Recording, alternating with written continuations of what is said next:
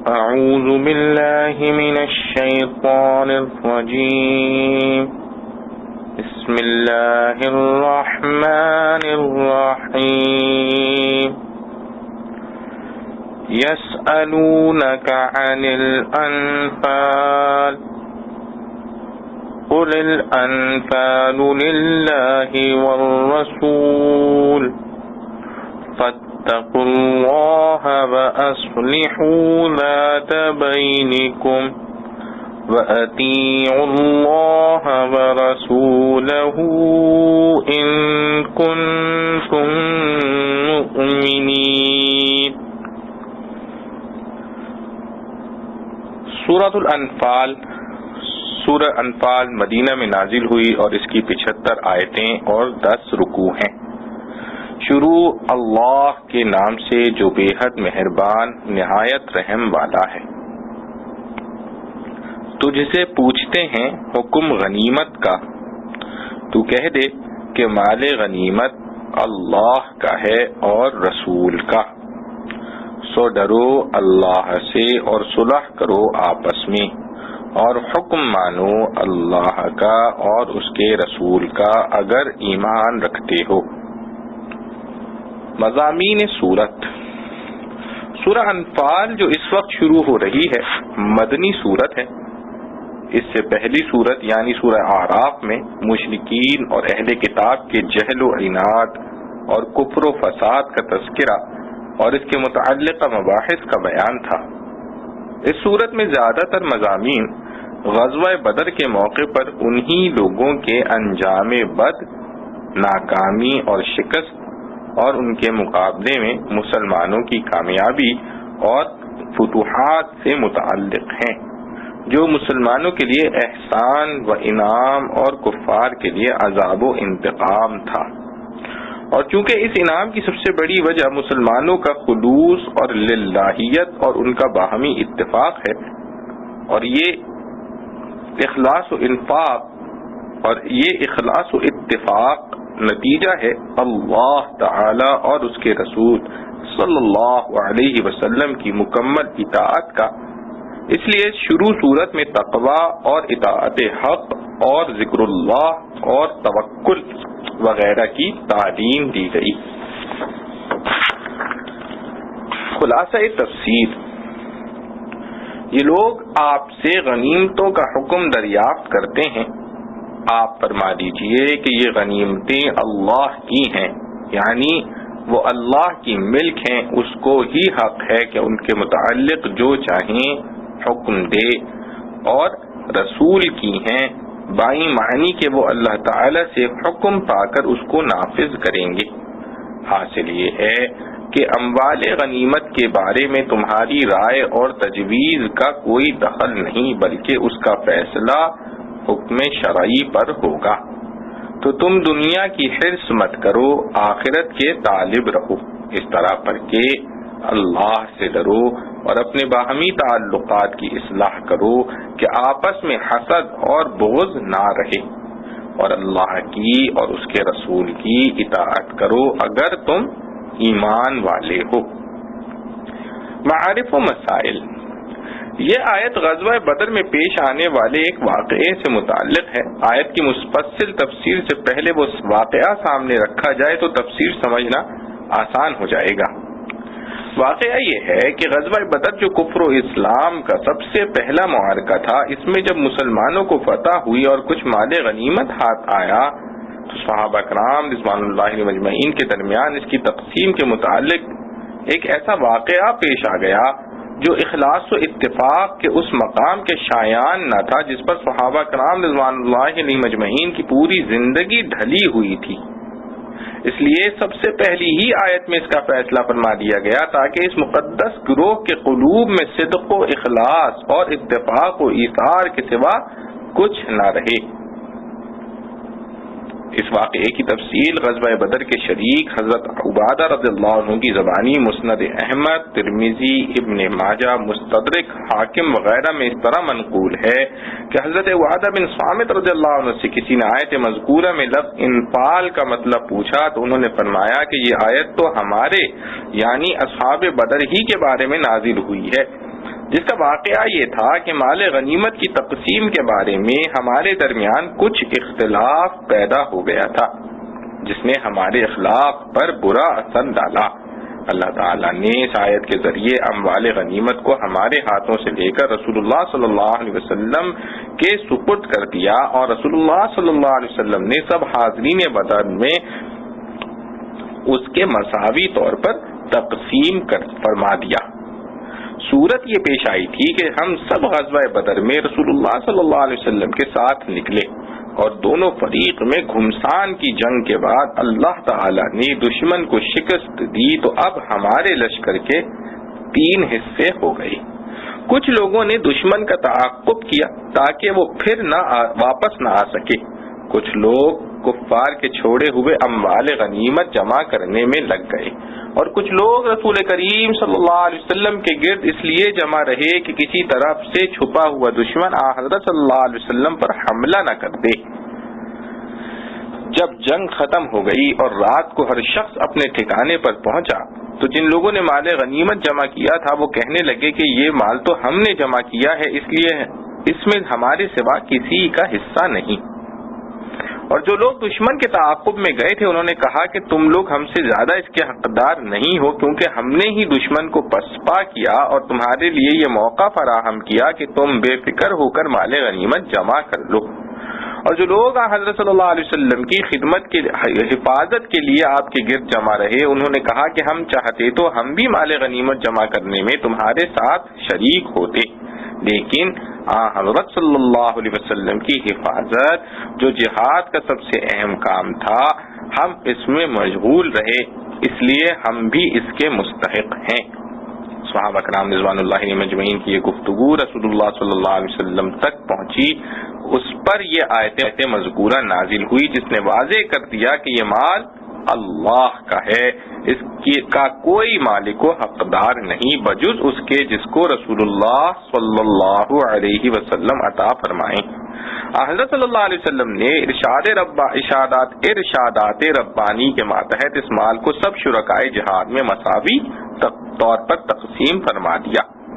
اور سب کے سب اللہ و رسول کے اس فیصلے پر راضی ہو گئے، اور ان کے خلاف شان جو صورتحال باہمی مسابقت کی پیش آ گئی تھی اس پر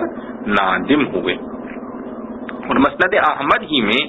اس آیت کے شان نزول کا ایک دوسرا واقعہ حضرت سعد بن ابی وقاص رضی اللہ عنہ کا بھی منقول ہے۔ وہ فرماتے ہیں کہ غزوہ بدر میں میرے بھائی عمیر شہید ہو گئے،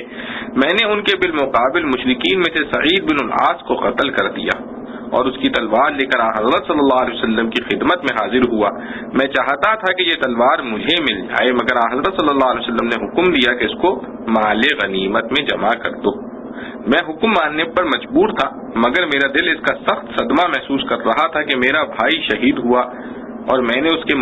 بالمقابل ایک دشمن کو مار کر اس کی تلوار حاصل کی، وہ بھی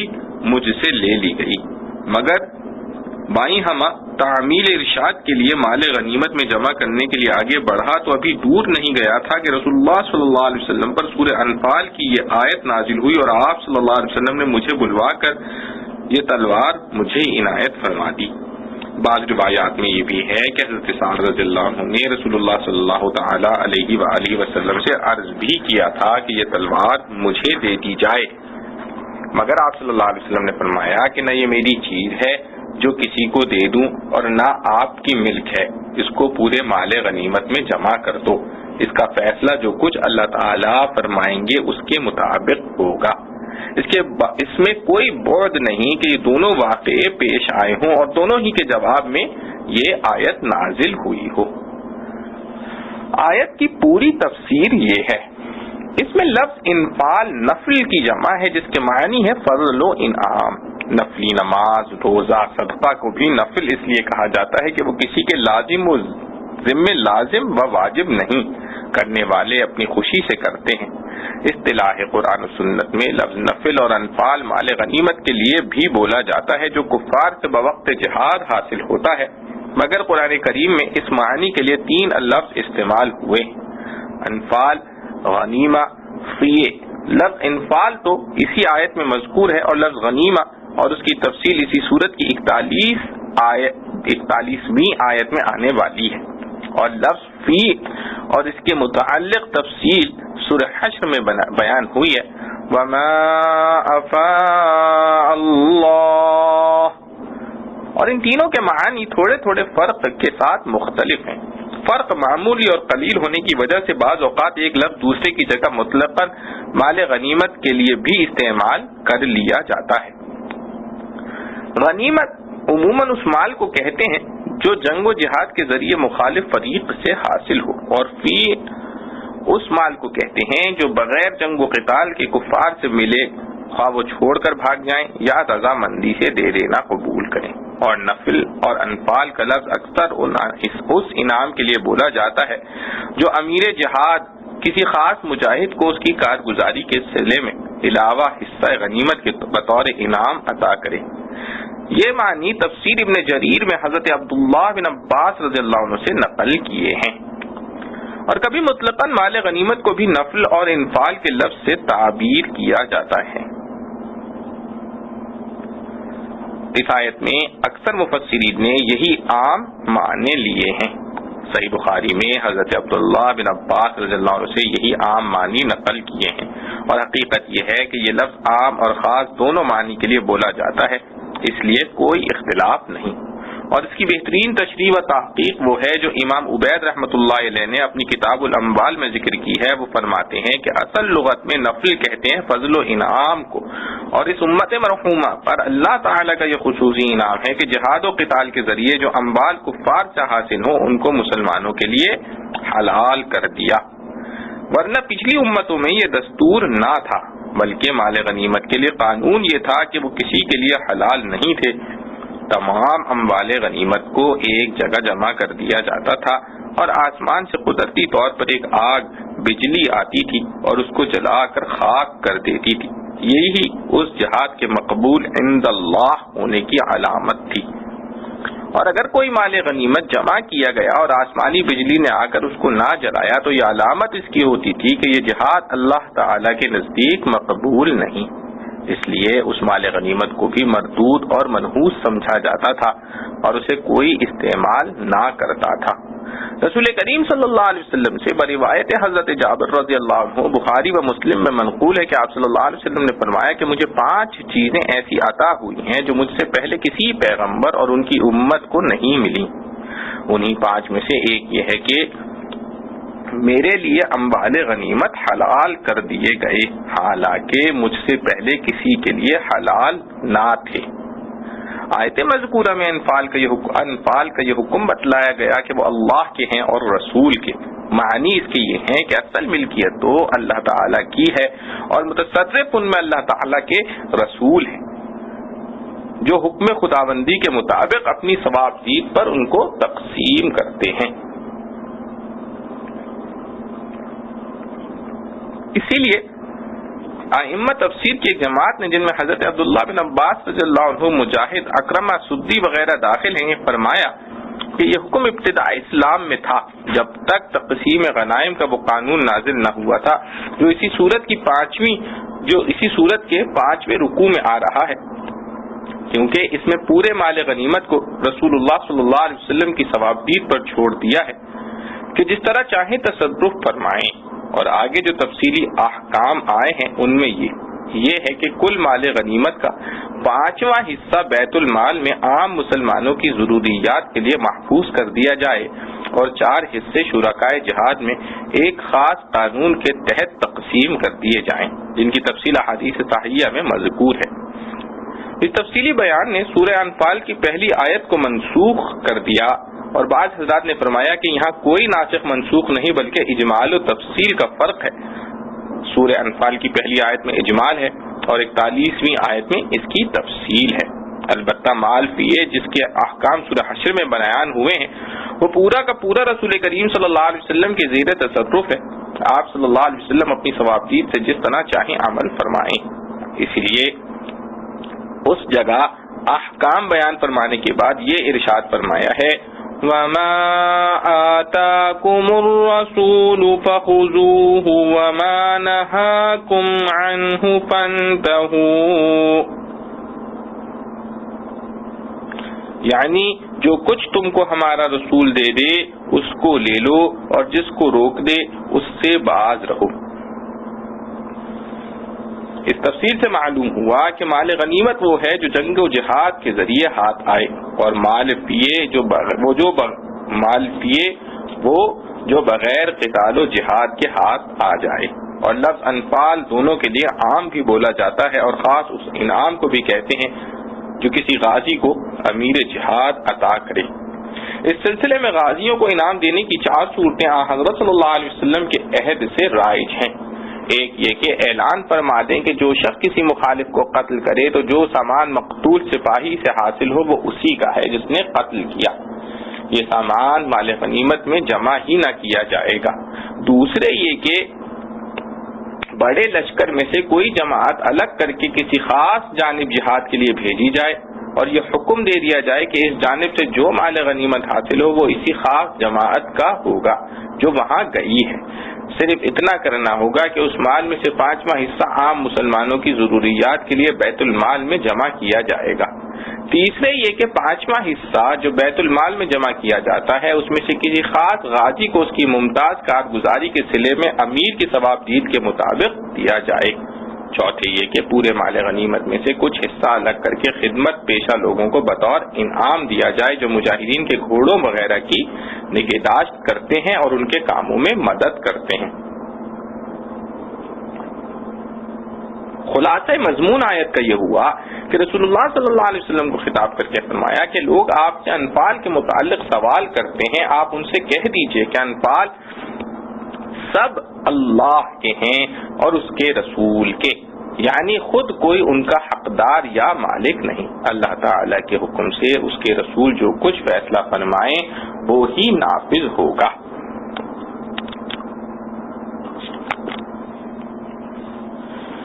لوگوں کے باہمی اتفاق و اتحاد کی بنیاد تقوی اور خوف خدا ہے۔ اس آیت کے آخری جملے میں ارشاد فرمایا فَاتَّقُوا اللَّهَ وَأَصْلِحُوا ذَاتَ بَيْنِكُمْ وَأَطِيعُوا اللَّهَ وَرَسُولَهُ إِن كُنتُم مُّؤْمِنِينَ، جس میں صحابہ کرام رضوان اللہ علیہم مجمعین کو خطاب کر کے ارشاد فرمایا کہ اللہ تعالی سے ڈرو اور آپس کے تعلقات کو درست رکھو۔ اس میں اشارہ اس واقعے کی طرف ہے جو غزوہ بدر میں اموال غنیمت کی تقسیم کی بابت صحابہ کرام رضوان اللہ علیہم مجمعین کے آپس میں پیش آ گیا تھا، جس میں باہمی کشیدگی اور ناراضی کا خطرہ تھا۔ حق تعالی نے تقسیم غنیمت کا قضیہ تو خود اس آیت کے ذریعے طے فرما دیا، اب ان کے دلوں کی اصلاح اور باہمی تعلقات کی خوشگواری کی تدبیر بتلائی گئی ہے جس کا مرکزی نقطہ تقوی اور خوف خدا ہے۔ تجربہ شاہد ہے کہ جب تقوی اور خوف خدا بآخرت غالب ہوتا ہے تو بڑے بڑے جھگڑے منٹوں میں ختم ہو جاتے ہیں، باہمی منافرت کے پہاڑ گرد بن کر اڑ جاتے ہیں۔ اہل تقوی کا حال بقول مولانا رومی رحمت اللہ علیہ یہ ہو جاتا ہے خود چہ جائے جنگ و جدل نیک و بد کی علم از صلحہ ہم میر مد، یعنی ان لوگوں کو کسی جنگ و جدل اور جھگڑے سے تو کیا دلچسپی ہوتی، ان کو تو خلائق کی صلح اور درستی کے لیے بھی فرصت نہیں ملتی، کیونکہ جس کا قلب اللہ تعالی کی محبت و خوف اور یاد میں مشغول ہو اس کو دوسروں سے تعلقات بڑھانے کی کہاں فرصت۔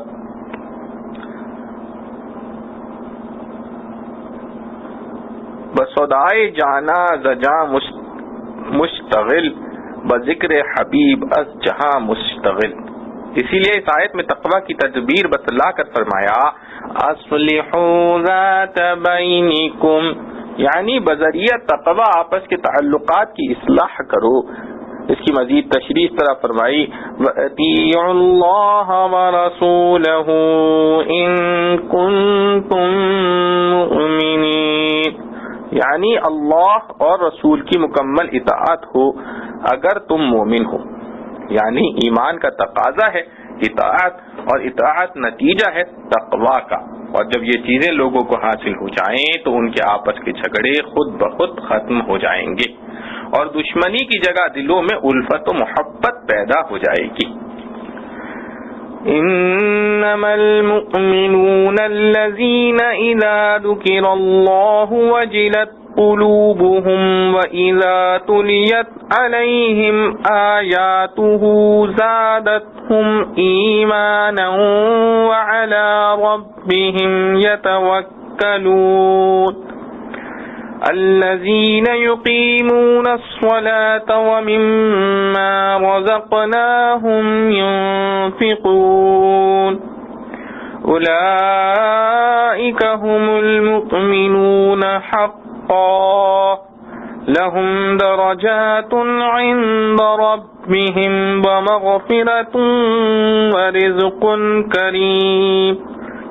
ایمان والے وہی ہیں کہ جب نام آئے اللہ کا تو ڈر جائیں ان کے دل، اور جب پڑھا جائے ان پر اس کا کلام تو زیادہ ہو جاتا ہے ان کا ایمان، اور وہ اپنے رب پر بھروسہ رکھتے ہیں. وہ لوگ جو کہ قائم رکھتے ہیں نماز کو اور ہم نے جو ان کو روزی دی ہے اس میں سے خرچ کرتے ہیں، وہی ہیں سچے ایمان والے. ان کے لیے درجے ہیں اپنے رب کے پاس اور معافی اور روزی عزت کی. خلاصہ تفسیر، بس ایمان والے تو وہی لوگ ہوتے ہیں کہ جب ان کے سامنے اللہ کا ذکر آتا ہے تو اس کی عظمت کے استحضار سے ان کے دل ڈر جاتے ہیں، اور جب اللہ کی آیتیں ان کو پڑھ کر سنائی جاتی ہیں تو وہ آیتیں ان کے ایمان کو اور زیادہ مضبوط کر دیتی ہیں. اور وہ لوگ اپنے رب پر توکل کرتے ہیں اور جو کہ نماز کی اقامت کرتے ہیں، اور ہم نے ان کو جو کچھ دیا ہے وہ اس میں سے خرچ کرتے ہیں. بس سچے ایمان والے یہ لوگ ہیں، ان کے لیے بڑے بڑے درجے ہیں ان کے رب کے پاس، اور ان کے لیے مغفرت ہے اور عزت کی روزی. معارف و مسائل. مومن کی مخصوص صفات. آیات مذکورہ میں ان مخصوص صفات کا بیان ہے جو ہر مومن میں ہونا چاہیے. اس میں اشارہ ہے کہ ہر مومن اپنی ظاہر اور باطنی کیفیات اور صفات کا جائزہ لیتا رہے. اگر یہ صفات اس میں موجود ہیں تو اللہ تعالیٰ کا شکر کرے کہ اس نے اس کو مومنین کی صفات عطا فرما دی، اور اگر ان میں سے کوئی صفت موجود نہیں یا ہے مگر ضعیف و کمزور ہے تو اس کے حاصل کرنے یا قوی کرنے کی فکر میں لگ جائے. پہلی صفت خوف خدا. پہلی صفت یہ بیان فرمائی، الذین اذا ذکر اللہ وجلت قلوبہم، یعنی جب ان کے سامنے اللہ کا ذکر کیا جائے تو ان کے دل سہم جاتے ہیں. مطلب یہ ہے کہ اللہ تعالیٰ کی عظمت و محبت ان کے دلوں میں رچی اور بھری ہوئی ہے، جس کا ایک تقاضا ہیبت و خوف ہے. قرآن کریم کی ایک دوسری آیت میں اس کا ذکر کر کے اہل محبت کو بشارت دی گئی ہے، وَبَشِّرِ الْمُخْبِتِينَ الَّذِينَ إِذَا ذُكِرَ اللَّهُ وَجِلَتْ قُلُوبُهُمْ، یعنی خوشخبری دے دیجئے ان متواضع نرم خو لوگوں کو جن کے دل ڈر جاتے ہیں جب ان کے سامنے اللہ کا ذکر کیا جائے. ان دونوں آیتوں میں اللہ تعالیٰ کے ذکر اور یاد کے خاص تقاضا کا ذکر ہے، یعنی ہیبت اور خوف، اور دوسری آیت میں ذکر اللہ کی یہ خاصیت بھی بیان فرمائی گئی ہے کہ اس سے دل مطمئن ہو جاتے ہیں. الا بذکر اللہ تطمئن القلوب، یعنی اللہ ہی کی یاد سے دل مطمئن ہوتے ہیں. اس سے معلوم ہوا کہ اس آیت میں جس خوف و ہیبت کا ذکر ہے وہ دل کے سکون و اطمینان کے خلاف نہیں. جیسے کسی درندے یا دشمن کا خوف قلب کے سکون کو برباد کر دیتا ہے، ذکر اللہ کے ساتھ دل میں پیدا ہونے والا خوف اس سے بالکل مختلف ہے، اور اسی لیے یہاں لفظ خوف استعمال نہیں فرمایا، وجل کے لفظ سے تعبیر کیا ہے، جس کا ترجمہ مطلق خوف نہیں بلکہ وہ ہیبت ہے جو بڑوں کی جلالت شان کے سبب دل میں پیدا ہوتی ہے. بعض مفسرین نے فرمایا کہ اس جگہ اللہ کے ذکر اور یاد سے مراد یہ ہے کہ کوئی شخص کسی گناہ کے ارتکاب کا ارادہ کر رہا تھا، اسی حال میں اس کو خدا تعالیٰ کی یاد آ گئی تو وہ اللہ کے عذاب سے ڈر گیا اور گناہ سے باز آ گیا. اس صورت میں خوف سے مراد خوف عذاب ہی ہوگا. دوسری صفت ایمان میں ترقی. مومن کی دوسری صفت یہ بتلائی کہ جب اس کے سامنے اللہ کی آیات تلاوت کی جاتی ہیں تو اس کا ایمان بڑھ جاتا ہے۔ ایمان بڑھنے کے ایسے معنی جن پر سب علماء مفسرین محدثین کا اتفاق ہے یہ ہیں کہ ایمان کی قوت و کیفیت اور نور ایمان میں ترقی ہو جاتی ہے، اور یہ تجربہ اور مشاہدہ ہے کہ اعمال صالحہ سے ایمان میں قوت اور ایسا شرح صدر پیدا ہو جاتا ہے کہ اعمال صالحہ اس کی عادت طبعی بن جاتے ہیں، جس کے چھوڑنے سے اس کو تکلیف ہوتی ہے، اور گناہ سے اس کو طبعی نفرت پیدا ہو جاتی ہے کہ ان کے پاس نہیں جاتا۔ ایمان کے اسی مقام کو حدیث میں حلاوت ایمان کے لفظ سے تعبیر فرمایا ہے، جس کو کسی نے اس طرح نظم کیا ہے، وَإِذَا حُلَّتِ الْحَلَاوَةُ قَلْبًا نُشِطَتْ فِي الْعِبَادَةِ الْأَعْضَاءُ، یعنی جب کسی دل میں حلاوت ایمان جگہ پکڑ لیتی ہے تو اس کے ہاتھ، پیر اور سب اعضاء عبادت میں راحت و لذت محسوس کرنے لگتے ہیں۔ اس لیے خلاصہ آیت کے مضمون کا یہ ہوا کہ مومن کامل کی یہ صفت ہونی چاہیے کہ جب اس کے سامنے اللہ سبحانہ و تعالی کی آیات پڑھی جائیں تو اس کے ایمان میں جلا و ترقی ہو اور اعمال صالحہ کی طرف رغبت بڑھے۔ اس سے یہ بھی معلوم ہو گیا کہ جس طرح عام مسلمان قرآن پڑھتے ہیں اور سنتے ہیں کہ نہ قرآن کے ادب و احترام کا کوئی اہتمام ہے، نہ اللہ جل شانہ کی عظمت پر نظر ہے، ایسی تلاوت مقصود اور اعلیٰ نتائج پیدا کرنے والی نہیں، گو ثواب سے وہ بھی خالی نہ ہو۔ تیسری صفت اللہ پر توکل۔ تیسری صفت مومن کی یہ بیان فرمائی کہ وہ اللہ تعالی پر توکل کرے۔ توکل کے معنی اعتماد اور بھروسے کے ہیں۔ مطلب یہ ہے کہ اپنے تمام اعمال و احوال میں اس کا مکمل اعتماد اور بھروسہ صرف ذات واحد حق تعالی پر ہو۔ صحیح حدیث میں حضرت صلی اللہ علیہ وسلم نے فرمایا کہ اس کے یہ معنی نہیں کہ اپنی ضروریات کے لیے مادی اسباب اور تدابیر کو ترک کر کے بیٹھ جائے، بلکہ مطلب یہ ہے کہ مادی اسباب و آلات کو اصل کامیابی کے لیے کافی نہ سمجھے، بلکہ بقدر قدرت و ہمت مادی اسباب اور تدابیر کو فراہم کرنے اور استعمال کرنے کے بعد معاملے کو اللہ تعالی کے سپرد کر دے اور سمجھے کہ اسباب بھی اسی کے پیدا کیے ہوئے ہیں اور ان اسباب کے ثمرات بھی وہی پیدا کرتے ہیں، ہوگا وہی جو وہ چاہیں گے۔ ایک حدیث میں فرمایا اجملوا فی الطلب وتوکلوا علیہ، یعنی رزق اور اپنی حاجات کے حاصل کرنے کے لیے متوسط درجے کی طلب اور مادی اسباب کے ذریعے کوشش کر لو، پھر معاملہ اللہ تعالی کے سپرد کر دو، اپنے دل و دماغ کو صرف مادی تدبیروں اور اسباب ہی میں نہ الجھا رکھو۔ چوتھی صفت اقامت صلاۃ۔ چوتھی صفت مومن کی اقامت صلاۃ بتلائی۔ اس میں یہ بات قابل یاد رکھنے کی ہے کہ یہاں نماز پڑھنے کا نہیں بلکہ نماز کی اقامت کا ذکر ہے۔ اقامت کے لفظی معنی کسی چیز کو سیدھا کھڑا کرنے کے ہیں۔ مراد اقامت صلاۃ سے یہ ہے کہ نماز کے پورے آداب و شرائط اس طرح بجا لائے جس طرح رسول کریم صلی اللہ علیہ وسلم نے قول و عمل سے بتلائے۔ آداب و شرائط میں کوتاہی ہوئی تو اس کو نماز پڑھنا تو کہہ سکتے ہیں مگر اقامت صلاۃ نہیں کہہ سکتے۔ قرآن مجید میں نماز کے جو فوائد اور آثار اور برکات ذکر کی گئی ہیں اور فرمایا گیا ہے ان الصلاۃ تنہی عن الفحشاء والمنکر، یعنی نماز روکتی ہے بے حیائی اور ہر گناہ سے، یہ بھی اقامت صلاۃ ہی پر موقوف ہے۔ جب نماز کے آداب میں کوتاہی ہوئی تو وہ فتوے کی روح سے اس کی نماز کو جائز ہی کہا جائے مگر نماز کی برکات میں کوتاہی کی مقدار پر فرق پڑ جائے گا اور بعض صورتوں میں ان برکات سے کلی طور پر محرومی ہو جائے گی۔ پانچویں صفت اللہ کی راہ میں خرچ کرنا۔ پانچویں صفت مرد مومن کی یہ بیان فرمائی کہ جو کچھ اللہ تعالی نے اس کو رزق دیا ہے وہ اس میں سے اللہ کی راہ میں خرچ کرے۔ یہ اللہ کی راہ میں خرچ کرنا عام ہے تمام صدقات و خیرات اور وقف و صلہ کو، جس میں زکوٰۃ، صدقۃ الفطر وغیرہ واجبات شرعی بھی داخل ہیں اور نفلی صدقات و تبرعات بھی، مہمانوں، دوستوں، بزرگوں کی مالی خدمت بھی۔ مرد مومن کی یہ 5 صفات بیان کرنے کے بعد ارشاد فرمایا اولئک هم المؤمنون حقا، یعنی ایسے ہی لوگ سچے مومن ہیں جن کا ظاہر و باطن یکساں اور زبان اور دل متفق ہیں، ورنہ جن میں یہ صفات نہیں وہ زبان سے تو اشہد ان لا الہ الا اللہ و اشہد ان محمد رسول اللہ کہتے ہیں، مگر ان کے دلوں میں نہ توحید کا رنگ نہ اطاعت رسول کا۔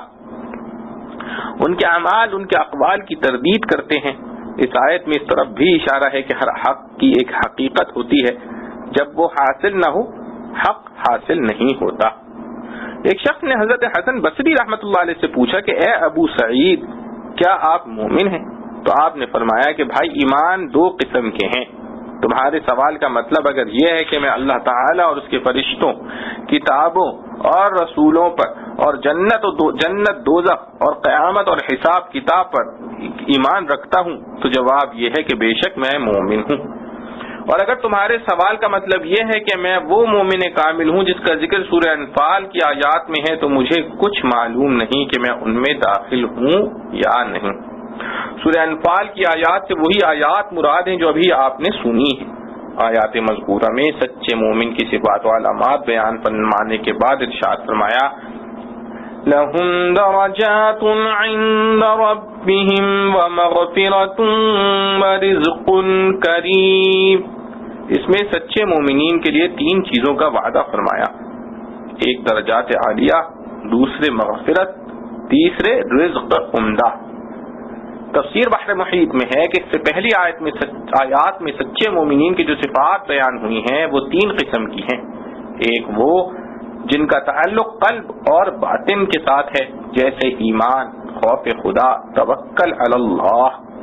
دوسرے وہ جن کا تعلق جسمانی اعمال سے ہے جیسے نماز وغیرہ۔ تیسرے وہ جن کا تعلق انسان کے مال سے ہے جیسے اللہ کی راہ میں خرچ کرنا۔ ان تینوں قسموں کے بالمقابل 3 انعاموں کا ذکر آیا ہے، درجات عالیہ قلبی اور باطنی صفات کے مقابلے میں، اور مغفرت ان اعمال کے مقابلے میں جو انسان کے ظاہر بدن سے متعلق ہیں جیسے نماز، روزہ وغیرہ۔ جیسا کہ حدیث میں آیا ہے کہ نماز گناہوں کا کفارہ ہو جاتی ہے، اور رزق کریم اللہ کی راہ میں خرچ کرنے کے بالمقابل آیا ہے کہ جو کچھ خرچ کیا اس سے بہتر اور بہت زیادہ اس کو آخرت میں ملے گا۔ كما أخرجك ربك من بيتك بالحق وإن فريقا من المؤمنين لكارهون يجادلونك في الحق بعدما تبين كأنما يساقون إلى الموت وهم ينظرون۔ جیسے نکالا تجھ کو تیرے رب نے تیرے گھر سے حق کام کے واسطے، اور ایک جماعت اہل ایمان کی راضی نہ تھی، وہ تجھ سے جھگڑتے تھے حق بات میں اس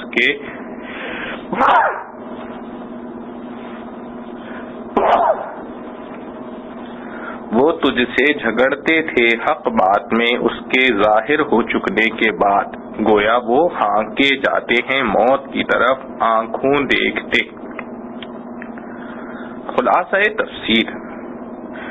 مال غنیمت کا لوگوں کی مرضی کے موافق تقسیم نہ ہونا بلکہ من جانب اللہ اس کی تقسیم ہونا اگرچہ بعض لوگوں کو طبعاً گراں گزرا ہو،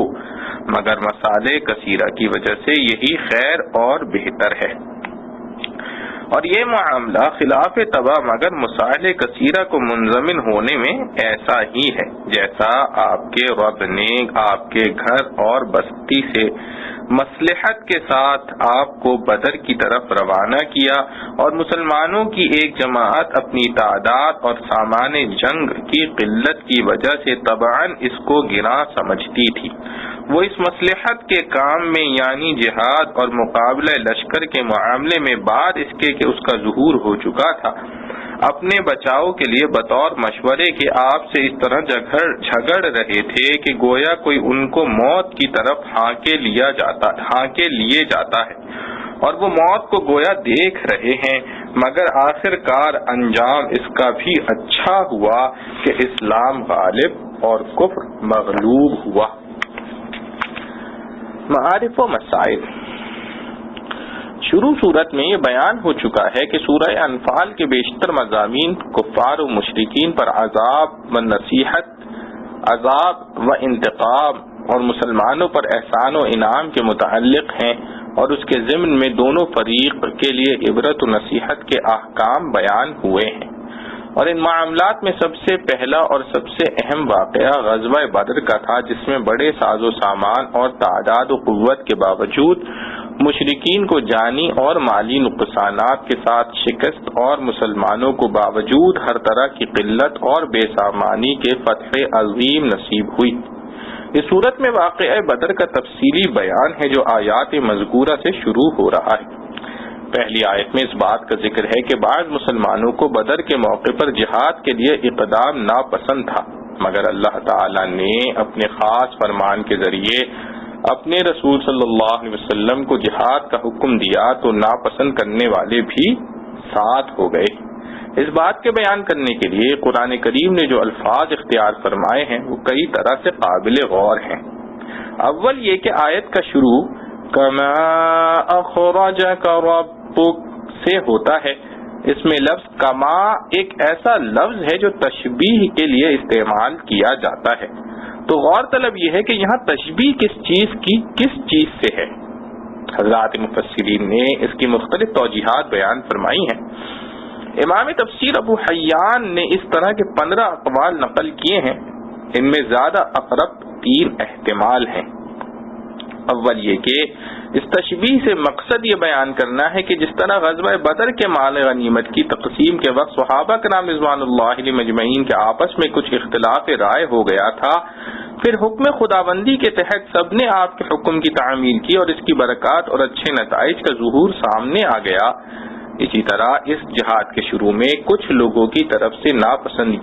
ناپسندیدگی کا اظہار ہوا، پھر حکم ربانی کے ماتحت سب نے اطاعت کی اور اس کے مفید نتائج اور اعلیٰ ثمرات کا مشاہدہ ہو گیا۔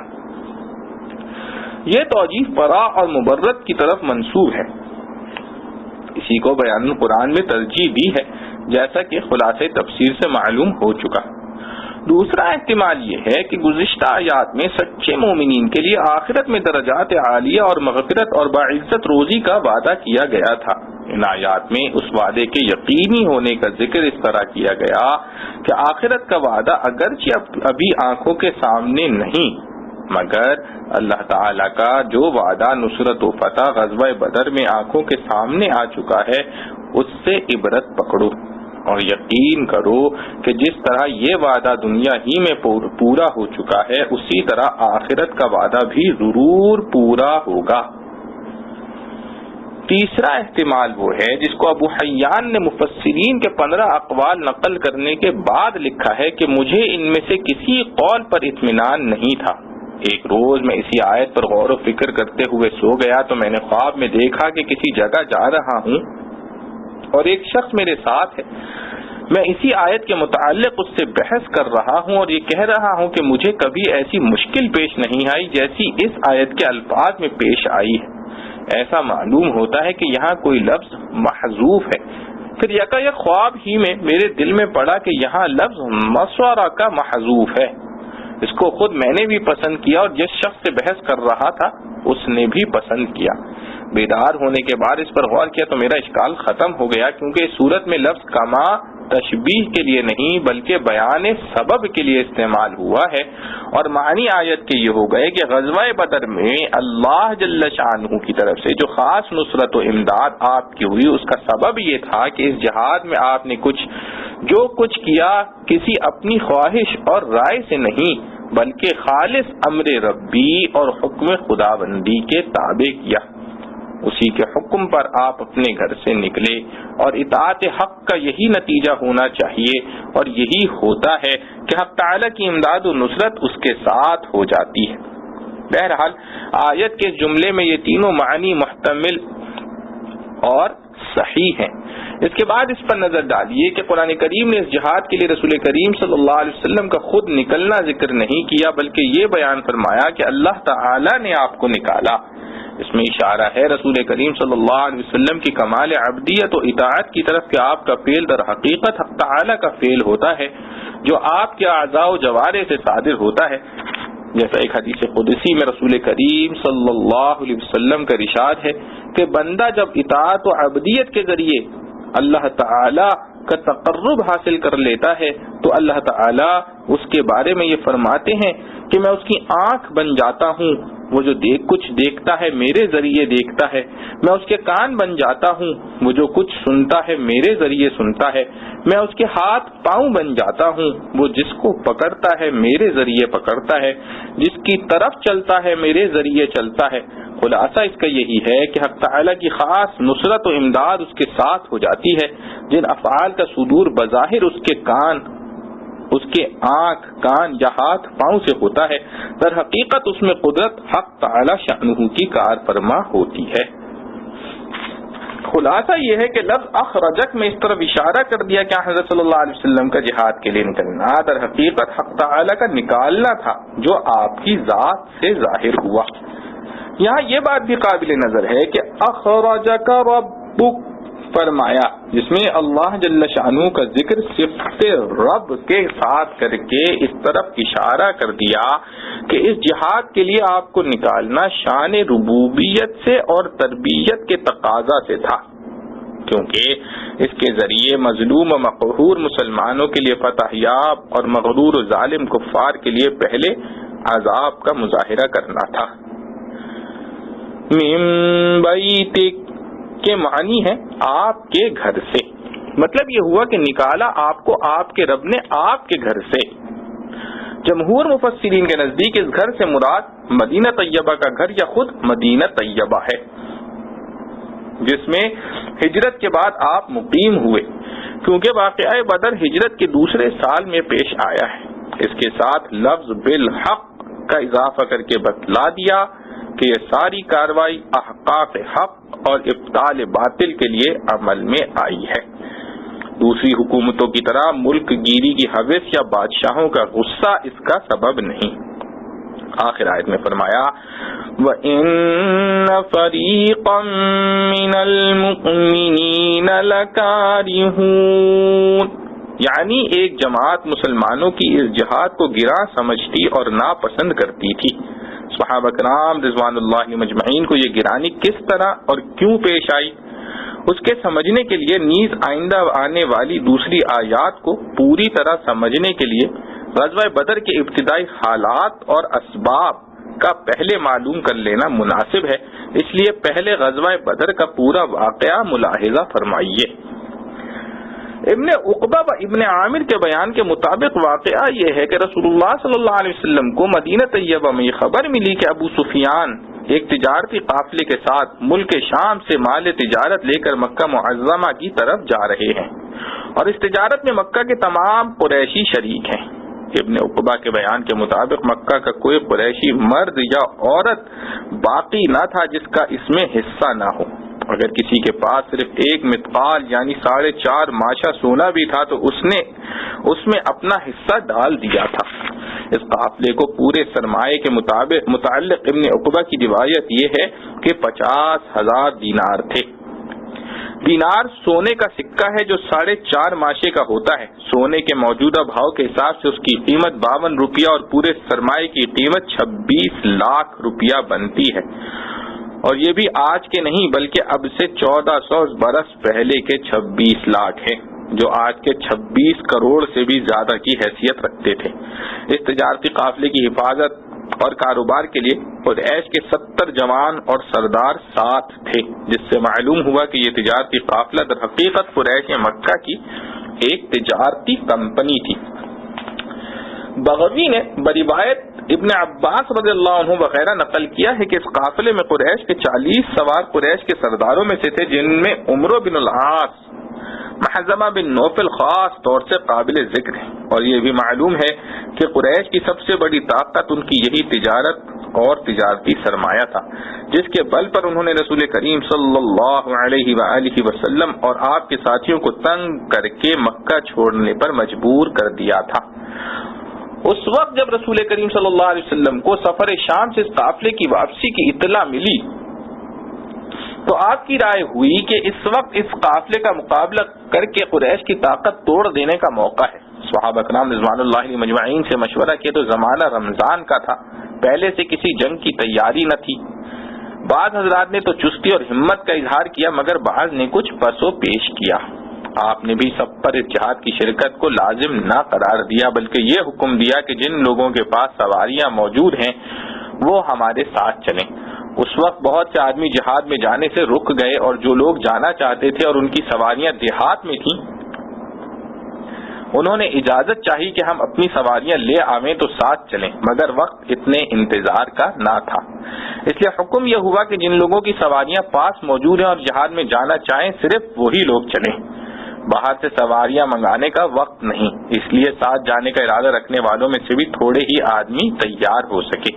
اور جن حضرات نے اس جہاد میں جانے کا ارادہ ہی نہیں کیا اس کا سبب بھی یہ تھا کہ آپ نے سب کے ذمے اس جہاد کی شرکت کو واجب نہ قرار دیا تھا، اور ان لوگوں کو یہ بھی اطمینان تھا کہ یہ تجارتی قافلہ ہے، کوئی جنگی لشکر نہیں جس کے مقابلے میں رسول اللہ صلی اللہ علیہ وسلم اور آپ صلی اللہ علیہ وسلم کے ساتھیوں کو زیادہ لشکر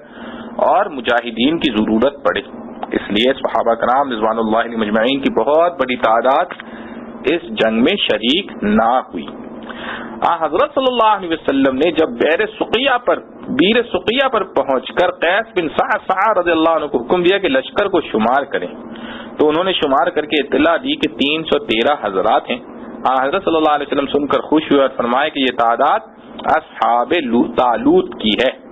یہ تعداد اصحاب طالوت کی ہے، اس لیے فال، نیک، فتح اور کامیابی کی ہے۔ صحابہ کرام رضوان اللہ علیہ مجمعین کے ساتھ کل 70 اونٹ تھے، ہر 3 آدمی کے لیے ایک اونٹ تھا جس پر وہ باری باری سوار ہوتے تھے۔ خود رسول کریم صلی اللہ علیہ وسلم کے ساتھ بھی 2 حضرات ایک اونٹ کے شریک تھے، ابو لبابہ رضی اللہ عنہ اور حضرت علی رضی اللہ عنہ۔ جب آپ صلی اللہ علیہ وسلم کی باری پیدل چلنے کی آتی تو یہ حضرات عرض کرتے کہ آپ سوار رہیں، ہم آپ صلی اللہ علیہ وسلم کے بدلے پیدل چلیں گے۔ رحمت للعالمین صلی اللہ علیہ وسلم کی طرف سے یہ جواب ملتا کہ نہ تو تم مجھ سے زیادہ قوی ہو اور نہ میں آخرت کے ثواب سے مستغنی ہوں کہ اپنے ثواب کا موقع تمہیں دے دوں، اس لیے اپنی باری میں حضرت صلی اللہ علیہ وسلم بھی پیدل ہی چلتے تھے۔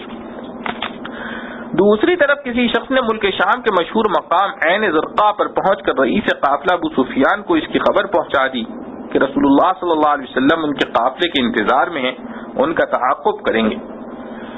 ابو سفیان نے احتیاطی تدابیر اختیار کی۔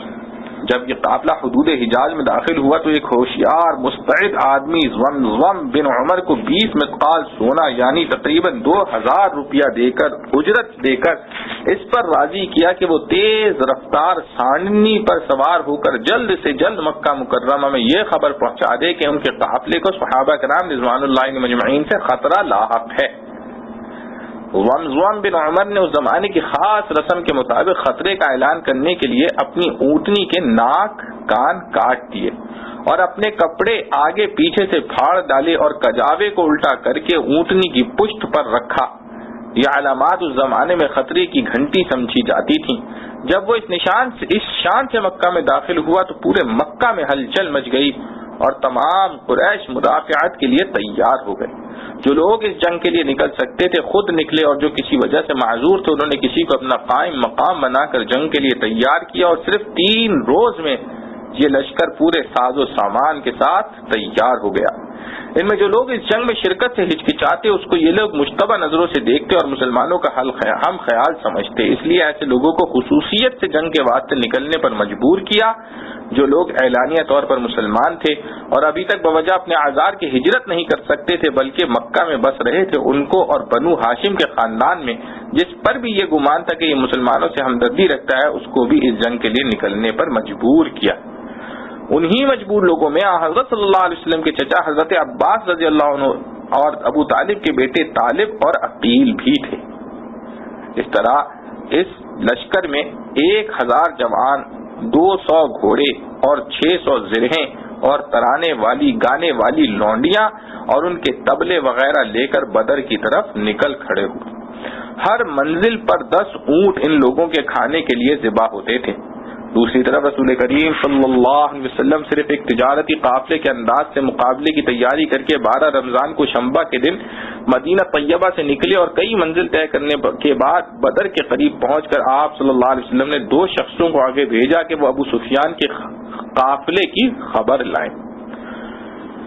مخبروں نے یہ خبر پہنچائی کہ ابو سفیان کا قافلہ حضرت صلی اللہ علیہ وسلم کے تعاقب کی خبر پا کر ساحل دریا کے کنارے کنارے گزر گیا اور اس کی حفاظت اور مسلمانوں کے مقابلے کے لیے مکہ مکرمہ سے 1000 جوانوں کا لشکر جنگ کے لیے آ رہا ہے۔ ظاہر ہے کہ اس خبر نے حالات کا نقشہ پلٹ دیا۔ اس وقت رسول اللہ صلی اللہ علیہ وسلم نے اپنے رفیق صحابہ کرام رضوان اللہ علیہم مجمعین سے مشورہ فرمایا کہ اس آنے والے لشکر سے جنگ کرنا ہے یا نہیں۔ حضرت ابو ایوب انصاری رضی اللہ عنہ اور بعض دوسرے حضرات نے عرض کیا کہ ہم میں ان کے مقابلے کی طاقت نہیں اور نہ ہم اس قصد سے آئے ہیں۔ اور اس پر حضرت صدیق اکبر رضی اللہ عنہ کھڑے ہوئے اور تعمیل حکم کے لیے اپنے آپ کو پیش کیا۔ پھر فاروق اعظم رضی اللہ عنہ کھڑے ہوئے اور اسی طرح تعمیل حکم اور جہاد کے لیے تیار ہونے کا اظہار کیا۔ اور پھر حضرت مقداد رضی اللہ عنہ کھڑے ہوئے اور عرض کیا کہ یا رسول اللہ صلی اللہ علیہ وسلم، جو کچھ آپ کو اللہ تعالی کا حکم ملا ہے آپ اس کو جاری کریں، ہم آپ کے ساتھ ہیں۔ بخدا ہم آپ کو وہ جواب نہ دیں گے جو بنی اسرائیل نے موسیٰ علیہ السلام کو دیا تھا، فَاذْهَبْ أَنْتَ وَرَبُّكَ فَقَاتِلَا إِنَّا هَاهُنَا قَاعِدُونَ، یعنی جائیے آپ اور آپ کا رب لڑ بھڑ لیں، ہم تو یہاں بیٹھے ہیں۔ قسم ہے اس ذات کی جس نے آپ کو دین حق کے ساتھ بھیجا ہے، اگر آپ ہمیں ملک حبشہ کے مقام برکل غمات تک بھی لے جائیں گے تو ہم آپ کے ساتھ جنگ کے لیے چلیں گے۔ حضرت صلی اللہ علیہ وسلم خوش ہوئے اور ان کو دعائیں دیں، مگر ابھی تک حضرات انصار کی طرف سے موافقت میں کوئی آواز نہ اٹھی تھی، اور یہ احتمال تھا کہ حضرات انصار نے جو معاہدہ نصرت و امداد کا حضرت صلی اللہ علیہ وسلم کے ساتھ کیا تھا وہ اندرون مدینہ کا تھا، مدینہ سے باہر امداد کرنے کے وہ پابند نہیں۔ اس لیے آپ نے پھر مجمع کو خطاب کر کے فرمایا کہ لوگوں مجھے مشورہ دو کہ اس جہاد پر اقدام کریں یا نہیں۔ اس خطاب کا روئے سخن انصار کی طرف تھا۔ حضرت سعد بن معاذ انصاری رضی اللہ عنہ سمجھ گئے اور عرض کیا کہ یا رسول اللہ صلی اللہ علیہ وسلم، کیا آپ ہم سے پوچھنا چاہتے ہیں؟ آپ نے فرمایا ہاں۔ سعد بن معاذ رضی اللہ عنہ نے عرض کیا یا رسول اللہ صلی اللہ علیہ وسلم، ہم آپ پر ایمان لائے اور اس کی شہادت دی کہ جو کچھ آپ فرماتے ہیں سب حق ہے، اور ہم نے آپ سے عہد و پیمان کیے ہیں کہ ہر حال میں آپ کی اطاعت کریں گے، اس لیے آپ صلی اللہ علیہ وسلم کو جو کچھ اللہ تعالی کا حکم ملا ہے اس کو جاری فرمائیے۔ قسم ہے اس ذات کی جس نے آپ کو دین حق کے ساتھ بھیجا ہے، اگر آپ ہم کو سمندر میں لے جائیں تو ہم آپ کے ساتھ دریا میں گھس جائیں گے، ہم میں سے ایک آدمی بھی آپ سے پیچھے نہ رہے گا، ہمیں اس میں کوئی گرانی نہیں کہ آپ کل ہی ہمیں دشمن سے بھیڑا دیں۔ ہمیں امید ہے کہ اللہ تعالی آپ کو ہمارے کام سے ایسے حالات کا مشاہدہ کرائے گا جس سے آپ کی آنکھیں ٹھنڈی ہوں گی، ہمیں اللہ کے نام پر جہاں چاہیں لے چلیے۔ رسول اللہ صلی اللہ علیہ وسلم یہ سن کر بہت مسرور ہوئے اور قافلے کو حکم دے دیا کہ اللہ کے نام پر چلو، اور یہ خوشخبری سنائی کہ مجھ سے اللہ تعالی نے یہ وعدہ فرمایا ہے کہ ان دونوں جماعتوں میں سے ایک جماعت پر ہمارا غلبہ ہوگا۔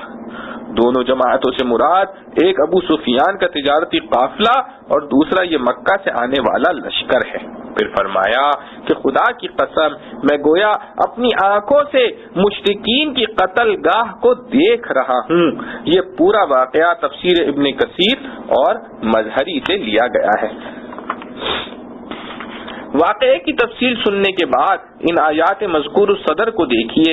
پہلی آیت میں جو یہ ارشاد فرمایا وَإِنَّ فَرِيقًا مِّنَ الْمُؤْمِنِينَ لَكَارِهُونَ، یعنی ایک جماعت مسلمانوں کی اس جہاد کو بھاری سمجھ رہی تھی، اس سے اشارہ اس حال کی طرف ہے جو صحابہ کرام رضوان اللہ علیہم اجمعین سے مشورہ لینے کے وقت بعض صحابہ کرام رضوان اللہ علیہم اجمعین کی طرف سے ظاہر ہوا کہ انہوں نے جہاد سے پست ہمتی کا اظہار کیا۔ اور اسی واقعے کا بیان دوسری آیت میں ہے یجادلونک فی الحق بعدما تبین کأنما یساقون الی الموت وهم ینظرون، یعنی یہ لوگ آپ سے حق کے معاملے میں مجادلہ اور اختلاف کرتے ہیں گویا ان کو موت کی طرف کھینچا جا رہا ہے جس کو وہ اپنی آنکھوں سے دیکھ رہے ہیں۔ صحابہ کرام رضوان اللہ علیہم اجمعین نے اگرچہ کوئی عدول حکمی نہ کی تھی بلکہ مشورے کے جواب میں اپنے ضعف اور پست ہمتی کا اظہار کیا تھا، مگر رسول کے ساتھیوں سے ایسی رائے کا اظہار بھی ان کے مقام بلند کے اعتبار سے اللہ تعالی کے نزدیک ناپسند تھا، اس لیے ناراضی کے الفاظ سے اس کو بیان فرمایا گیا۔ وَإِذْ يَعِدُكُمُ اللَّهُ إِحْدَى الطَّائِفَتَيْنِ أَنَّهَا لَكُمْ وَتَوَدُّونَ أَنَّ غَيْرَ ذَاتِ الشَّوْكَةِ تَكُونُ لَكُمْ وَيُرِيدُ اللَّهُ أَن يُحِقَّ الْحَقَّ بِكَلِمَاتِهِ وَيُرِيدُ اللَّهُ أَن يُحِقَّ الْحَقَّ بِكَلِمَاتِهِ وَيَقْطَعَ دَابِرَ الْكَافِرِينَ لِيُحِقَّ الْحَقَّ وَيُبْطِلَ الْبَاطِلَ وَلَوْ كَرِهَ الْمُجْرِمُونَ إِذْ تَسْتَغِيثُونَ رَبَّكُمْ فَاسْتَجَابَ لَكُمْ أَنِّي مُمِدُّكُمْ بِأَلْفٍ مِّنَ الْمَلَائِكَةِ مُرْدِفِينَ وَمَا جَعَلَهُ اللَّهُ إِلَّا بُشْرَى وَلِتَطْمَئِنَّ بِهِ قُلُوبُكُمْ وَمَا النَّصْرُ إِلَّا مِنْ عِندِ اللَّهِ إِنَّ اللَّهَ عَزِيزٌ حَكِيمٌ۔ اور جس وقت تم سے وعدہ کرتا تھا اللہ دو جماعتوں میں سے ایک کا کہ وہ تمہارے ہاتھ لگے گی اور تم چاہتے تھے کہ جس میں کانٹا نہ لگے وہ تم کو ملے، اور اللہ چاہتا تھا کہ سچا کر دے سچ کو اپنے کلاموں سے اور کاٹ ڈالے جڑ کافروں کی، تاکہ سچا کرے سچ کو اور جھوٹا کر دے جھوٹ کو، اور اگرچہ ناراض ہوں گنہگار۔ جب تم لگے فریاد کرنے اپنے رب سے تو وہ پہنچا تمہاری فریاد کو کہ میں مدد کو بھیجوں گا تمہاری 1000 فرشتے لگاتار آنے والے۔ اور یہ لو دی اللہ نے فقط خوشخبری اور تاکہ مطمئن ہو جائیں اس سے تمہارے دل، اور مدد نہیں مگر اللہ کی طرف سے، بے شک اللہ زور آور ہے حکمت والا۔ خلاصہ تفسیر، اور تم لوگ اس وقت کو یاد کرو جبکہ اللہ تعالیٰ تم سے ان دو جماعتوں یعنی تجارتی قافلے یا لشکر میں سے ایک جماعت کا وعدہ کر رہے تھے کہ وہ جماعت تمہارے ہاتھ آ جائے گی یعنی مغلوب ہو جائے گی۔ یہ وعدہ مسلمانوں سے بواسطہ رسول اللہ صلی اللہ علیہ وسلم بذریعہ وحی ہوا تھا، اور تم اس تمنا میں تھے کہ غیر مسلح جماعت یعنی تجارتی قافلہ تمہارے ہاتھ آ جائے، اور اللہ کو یہ منظور تھا کہ اپنے احکام سے حق کا حق ہونا اس کو عملاً غلبہ دے کر ثابت کر دے، اور یہ منظور تھا کہ ان کافروں کی بنیاد کو قطع کر دے تاکہ حق کا حق ہونا اور باطل کا باطل ہونا عملاً ثابت کر دے۔ اگرچہ یہ مجرم لوگ یعنی مغلوب ہونے والے کفار اس کو کتنا ہی ناپسند کریں۔ اس وقت کو یاد کرو جبکہ تم اپنے رب سے اپنی تعداد اور سامان جنگ کی قلت اور دشمن کی کثرت دیکھ کر فریاد کر رہے تھے، تو اللہ تعالی نے تمہاری فریاد سن لی اور وعدہ فرمایا کہ تم کو 1000 فرشتوں سے مدد دوں گا جو سلسلہ وار چلے آئیں گے۔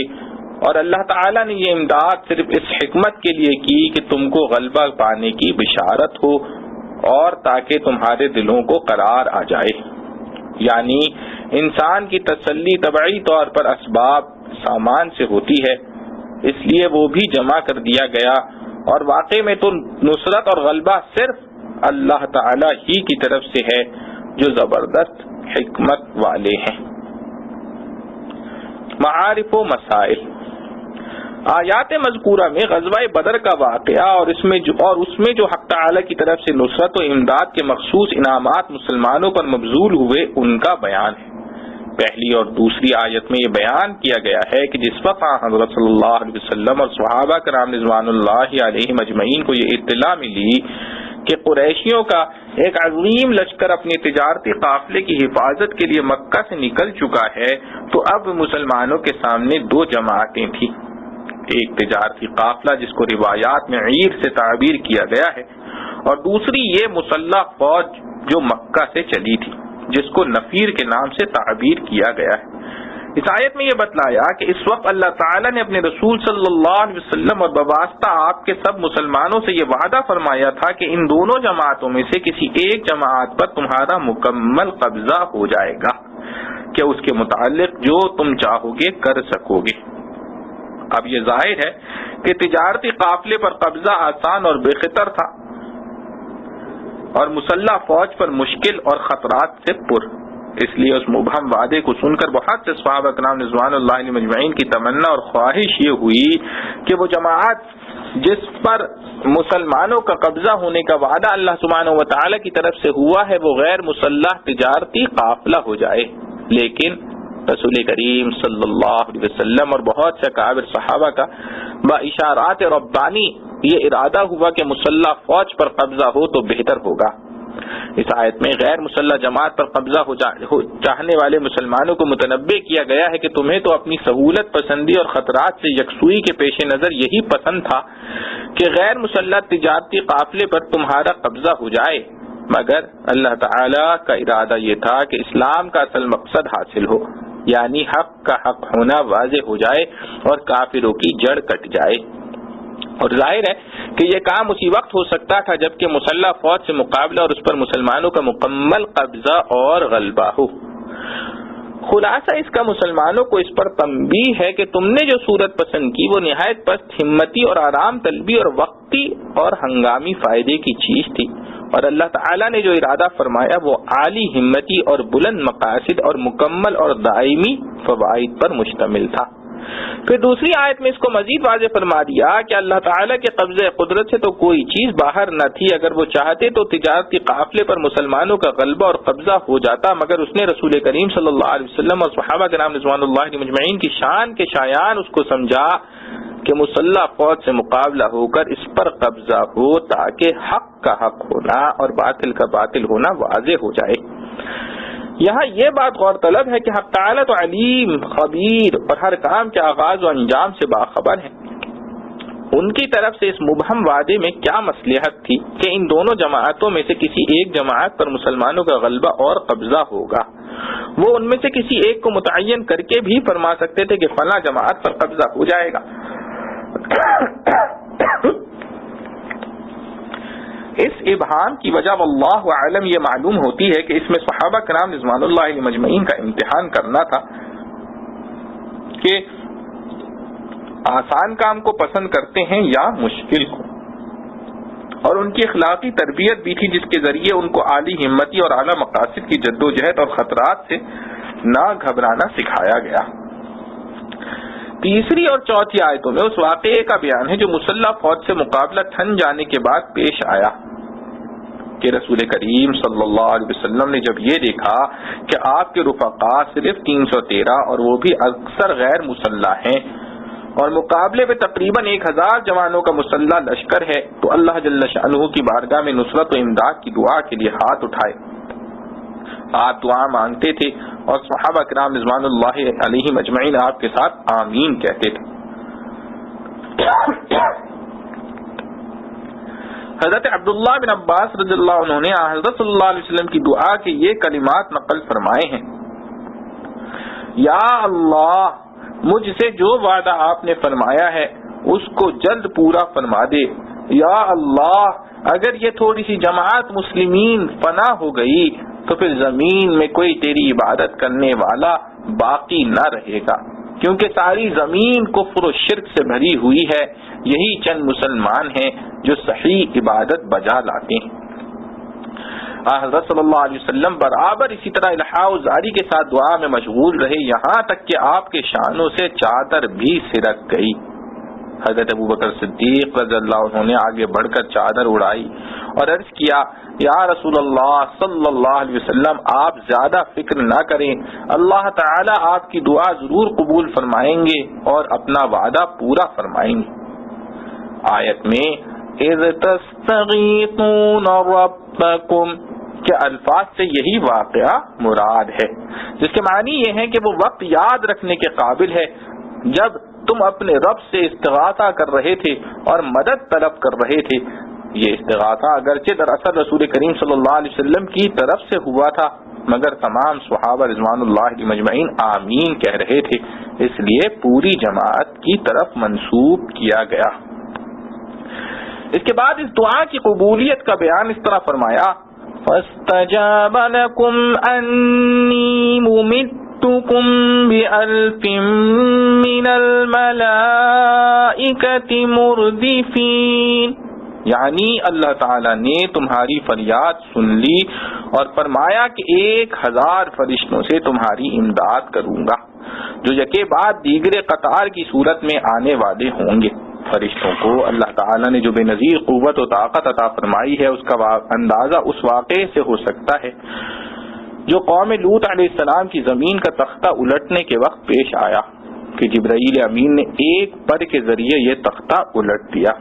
ایسی بے مثال طاقت والے فرشتوں کی اتنی بڑی تعداد مقابلے میں بھیجنے کی ضرورت نہیں تھی، ایک بھی کافی تھا. مگر اللہ تعالیٰ اپنے بندوں کی فطرت سے واقف ہیں کہ وہ تعداد سے بھی متاثر ہوتے ہیں، اس لیے مقابل فریق کی تعداد کے مطابق فرشتوں کی تعداد بھیجنے کا وعدہ فرمایا تاکہ ان کے قلوب پوری طرح مطمئن ہو جائیں. چوتھی آیت میں بھی یہی مضمون ارشاد فرمایا: وَمَا جَعَلَهُ اللَّهُ إِلَّا بُشْرَى وَلِتَطْمَئِنَّ بِهِ قُلُوبُكُمْ. یعنی اللہ تعالیٰ نے یہ صرف اس لیے کیا کہ تمہیں بشارت ہو اور تاکہ تمہارے دل اس سے مطمئن ہو جائیں. غزوہ بدر میں جو اللہ تعالیٰ کے فرشتے امداد کے لیے بھیجے گئے، ان کی تعداد اس جگہ 1000 مذکور ہے اور سورہ آل عمران میں 3000 اور 5000 ذکر کی گئی ہے. اس کا سبب دراصل 3 مختلف وعدے ہیں جو مختلف حالات میں کیے گئے. پہلا وعدہ 1000 فرشتوں کا ہوا، جس کا سبب رسول کریم صلی اللہ علیہ وسلم کی دعا اور عام مسلمانوں کی فریاد تھی. دوسرا وعدہ جو 3000 فرشتوں کا سورہ آل عمران میں پہلے مذکور ہے، وہ اس وقت کیا گیا جب مسلمانوں کو یہ خبر ملی کہ قریشی لشکر کے لیے اور کمک آ رہی ہے. روح المعانی میں ابن ابی شیبہ اور ابن المنذر وغیرہ سے بروایت شعبی منقول ہے کہ مسلمانوں کو بدر کے دن یہ خبر پہنچی کہ قرظ بن جابر محاربی مشرکین کی امداد کے لیے کمک لے کر آ رہا ہے. اس خبر سے مسلمانوں میں اضطراب پیدا ہوا. اس پر آل عمران کی آیت أَلَنْ يَكْفِيَكُمْ أَنْ يُمِدَّكُمْ رَبُّكُمْ بِثَلَاثَةِ آلَافٍ مِّنَ الْمَلَائِكَةِ مُنْزَلِينَ نازل ہوئی، جس میں 3000 فرشتے امداد کے لیے آسمان سے نازل کرنے کا وعدہ ذکر کیا گیا. اور تیسرا وعدہ 5000 کا اس شرط کے ساتھ مشروطاً تھا کہ اگر فریق مخالف نے یکبارگی حملہ کر دیا تو 5000 فرشتوں کی مدد بھیج دی جائے گی. وہ آل عمران کی آیت مذکورہ کے بعد کی آیت میں اس طرح مذکور ہے: بَلَىٰ إِن تَصْبِرُوا وَتَتَّقُوا وَيَأْتُوكُم مِّن فَوْرِهِمْ هَٰذَا يُمْدِدْكُمْ رَبُّكُم بِخَمْسَةِ آلَافٍ مِّنَ الْمَلَائِكَةِ مُصَوِّمِينَ،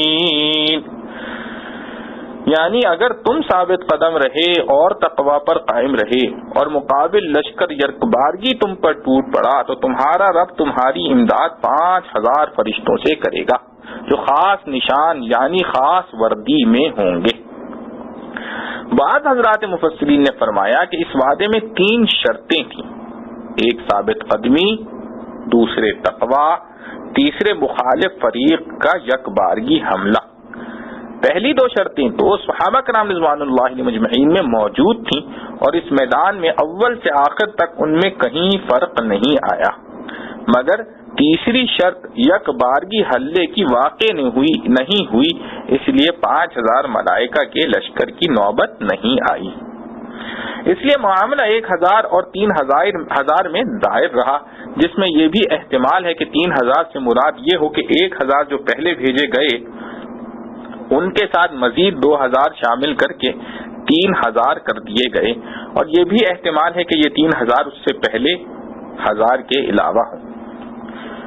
یہاں یہ بات بھی قابل نظر ہے کہ ان 3 آیتوں میں ملائکہ کی 3 جماعتوں کے بھیجنے کا وعدہ ہے اور ہر جماعت کے ساتھ ایک خاص صفت کا ذکر ہے۔ سورہ انفال کی آیت جس میں 1000 کا وعدہ ہے، اس میں تو ان ملائکہ کی صفت میں مردفین فرمایا ہے، جس کے معنی ہے پیچھے لگانے والے۔